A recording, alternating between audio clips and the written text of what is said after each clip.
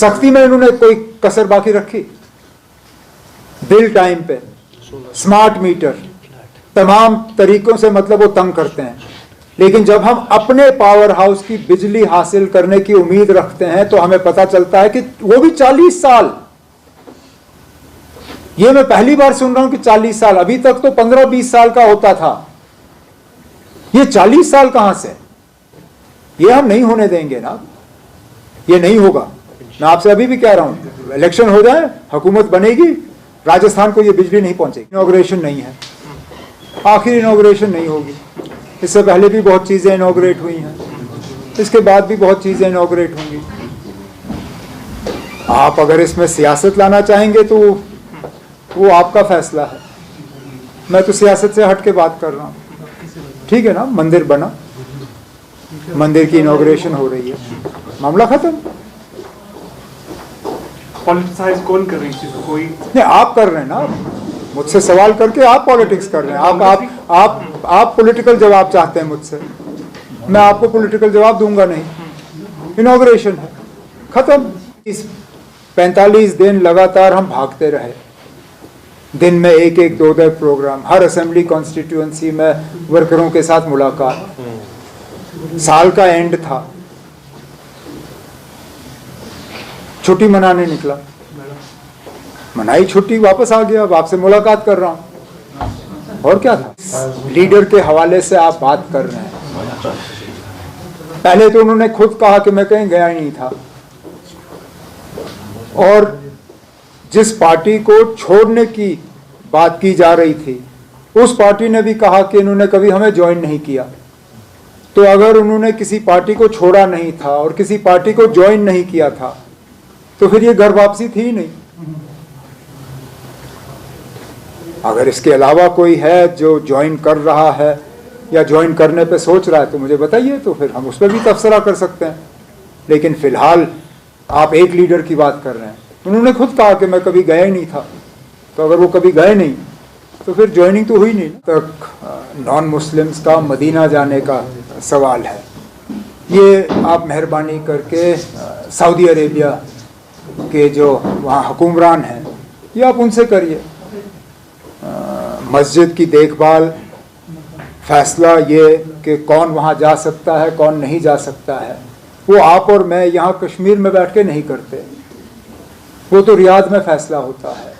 तो अगर इसको लेके कोई सवाल है तो बेहतर ये होगा कि रियाद में जो हुक्मरान बैठे हैं ये सवाल उनसे किया जाए। जहाँ तक यहाँ के मतलब पॉलिटिकल सिनारियो की आप बात कर रहे हैं, मेरे यहाँ से जाने के बाद और वापस आने में मुझे तो कोई ख़ास बदलाव नज़र नहीं आया है। जो एक्टिविटीज़ इससे पहले थी वो आज भी चल रही हैं, जो इससे पहले लीडर थे वो आज भी हैं, और जो इससे पहले बातें हो रही थी वो आज भी हो रही हैं। लोग बिजली को लेके परेशान हैं, लोग पानी को लेके परेशान हैं, लोग राशन को लेके परेशान हैं। मौसम ऐसा रहा है कि अब बीमारियां फैल रही हैं, लोग उसको देख के परेशान हैं। ये मेरे जाने से पहले भी हालात थे, आज भी हैं। बहुत बड़ी बदकिस्मती है। कहने के लिए तो हम दुनिया को कहते हैं कि India is the mother of democracy, लेकिन पता नहीं क्यों हम अपने हाथों से ही अपनी माँ की कत्ल जो है जम्मू कश्मीर में करना पसंद करते हैं। अगर मदर ऑफ डेमोक्रेसी है तो यहाँ क्यों नहीं? मैंने उस वक्त भी ये बार बार अपनी तकरीरों में कहा कि अगर अर्बन लोकल बॉडीज़ के लिए डिलिमिटेशन करने का सवाल था तो ये तो आप बहुत पहले कर सकते थे। डिलिमिटेशन का फैसला इलेक्टेड बॉडीज़ का ख़त्म होने के बाद क्यों लिया गया, इस पर कोई जवाब नहीं। आपकी पंचायतें ख़त्म हुई, आपको पहले ही से ही पता था कि पंचायतों का टर्म 5 साल का है। क्या 4.5 साल के बाद आप इलेक्शन का प्रोसेस शुरू नहीं कर सकते थे? अगर इसमें भी आपको नए सिरे से डिलिमिटेशन करने की ज़रूरत पड़ी तो 6 महीने पहले डिलिमिटेशन करते, एक एक करके। पहले तो आपने असेंबली ख़त्म किया, फिर आपने अर्बन लोकल बॉडीज़ ख़त्म किए, अब आपने पंचायतें ख़त्म की। या फिलहाल तो हमें लगता है कि पार्लियामेंट का इलेक्शन कराना इनका यहाँ इनकी मजबूरी है। और कितने अफसोस की बात कि असेंबली इलेक्शन पे भी सुप्रीम कोर्ट को हिदायत देनी पड़ी। मैं तो कहता हूं कि हमारे इलेक्शन कमीशन को शर्म के मारे अपने सिर जो है झुकाने चाहिए, उनको लोगों से माफी मांगनी चाहिए कि जो फैसला उनको खुद करना था वो फैसला अब सुप्रीम कोर्ट के जरिए किया जा रहा है। यहां इलेक्शन कराने का फैसला इलेक्शन कमीशन का है, जिसमें मदद मरकज की हुकूमत को करना है, लेकिन बदकिस्मती से दोनों ने हाथ अपने ऊपर किए और सुप्रीम कोर्ट को इसमें फिर आके इलेक्शन का अनाउंस करना पड़ा कि 31 सितंबर से पहले यहां असेंबली के इलेक्शन होने चाहिए। अब पार्लियामेंट की हम तैयारी कर रहे हैं, असेंबली का जब होगा तो उसकी भी हम तैयारी। Conference has not yet sat down to finalise its candidates. I have not had the opportunity to discuss this or any other candidature with colleagues in the party.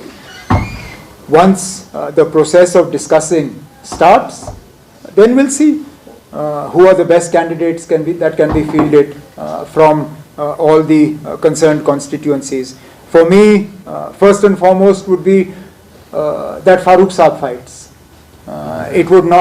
We would not have a situation where both Farooq Saab and I would go to Parliament at the same time. Should a situation arise where Farooq Saab steps back from this forthcoming Parliament election, then we'll see what the party chooses to do. But it's not a conversation that we've had in the party. India Alliance के मतलब हिस्सेदार हैं, लेकिन कुल मिला के अगर लद्दाख को जोड़ के भी हमारी 6 सीटें हैं। मुझे नहीं लगता हमें 10-15 मिनट से ज्यादा लगेगा अपना फैसला करने पे। 6 सीटों में ना 10 मिनट, मैं कहता हूं 10 मिनट भी बहुत है, हम तो 5 मिनट में ये कंप्लीट कर सकते हैं।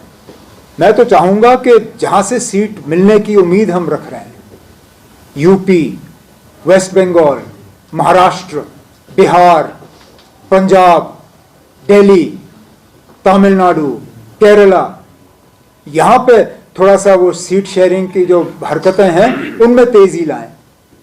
हमारी 6 सीटों पे जैसे मैंने आपसे कहा हमें 10 मिनट लगेंगे, हम तो वो कभी भी कर सकते। दावतनामा आना था, उनको तो मिल गया ना, जो इंडस्ट्रियलिस्ट, क्रिकेटर, फिल्म स्टार्स, बाकी उनके नाम तो सबके सामने हैं। मेरा नाम कहीं है उस लिस्ट में? नहीं ना। ना इनका कोई इरादा है मुझे बुलाने का। जब इनका कोई इरादा नहीं है बुलाने का तो अगर मगर में हम क्यों पड़े। हर रियासत और हर यूनियन टेरिटरी को हर साल नहीं दिया जाता मौका। इसमें मरकजी हुकूमत जो है वो चूज करती है किसको देना है और इसको नहीं देना है।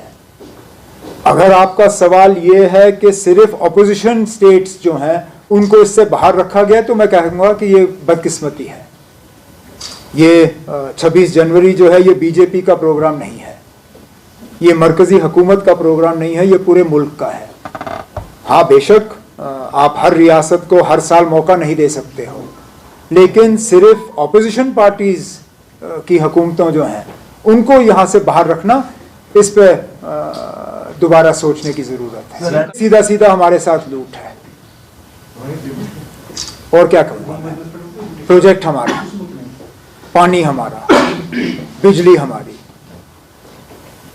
अगर यहाँ पे हम लोगों को 24 घंटे बिजली हफ्ते के 7 दिन फराहम कर रहे होते तो मुझे कोई एतराज़ नहीं होता।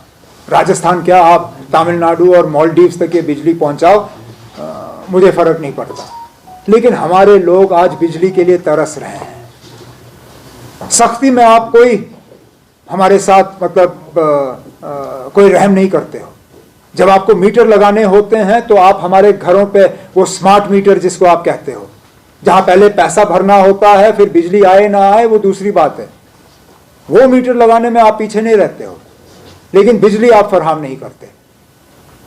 करिए, कोई बात नहीं, असेंबली इलेक्शन हो जाए, मैं देखता हूं आप किस तरह हम इसको आगे चलाएंगे। If one review petition is filed then the case is being reviewed, then we will take a view whether we associate ourselves with it or not. As long as the decision, as long as the judgment is being reviewed, or a petition is being filed for its review, then the process has started. Once the process starts, then it's fine. Please remember, even with the original challenge to 370, what they did on 5th August 2019, we were at the forefront of it. Others joined later. In fact, those parties that weren't even part of the original petition, even they came forward and argued their case. People like Muzaffar Beg Saab, who took a completely different view in the Prime Minister's all-party meeting, and then took a completely different view in the Supreme Court. So, I don't see why we have to decide now. We will take a decision going ahead, but as I said, so long as there is a party that is challenging the judgment of the Supreme Court, the process starts, then those of us who want to identify ourselves with it later.